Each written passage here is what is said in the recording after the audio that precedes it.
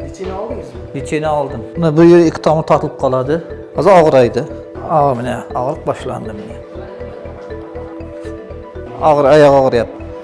Manual terapiya ham ko'p, bir oy foydasi tegdi. $1000 ketdi. Hozir operatsiya jarayoni ketyapti sizda. Ha. Og'riqlarni sezmayapsizmi? Yo'q, og'riqlar hech narsa sezayotgan yo'q. Qo'rqishni keragi yo'q ekan. Qo'rqish kerak yo'q. Yo'q, qo'rqishni keragi yo'q. Bemorda shu endi bor, simptom qanaqa? 10 metr yura olasizmi?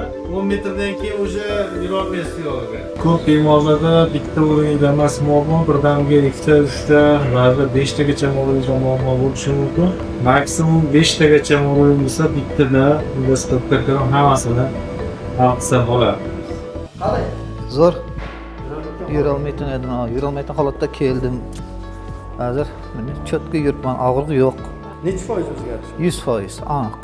Kelganda yurolmas edim. Ozroq yuraman, 1 metr, 2 metr yurolmay qoladim edim. Keyin operatsiyadan keyin yurib turibman, zo'r bo'ldi. Qo'rqinchli emas operatsiya, zo'r. Kecha operatsiya bo'ldim, bugun turdim o'rnimdan. Ko'rganman uni internetdan, qo'rqqanman kelishga. Davolanaman, tag'ir bo'laman deb yuraverganman. 6 oydan lichin olib ketdim. Ukol, hamma narsa qilganman.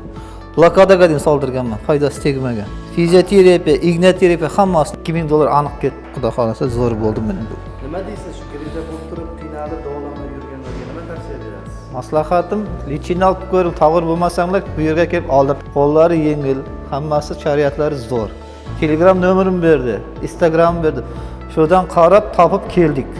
Qo'shnim ishlatgan qo'shnim menga shuni tavsiya qildi. Zo'r. Rahmat sizlarga.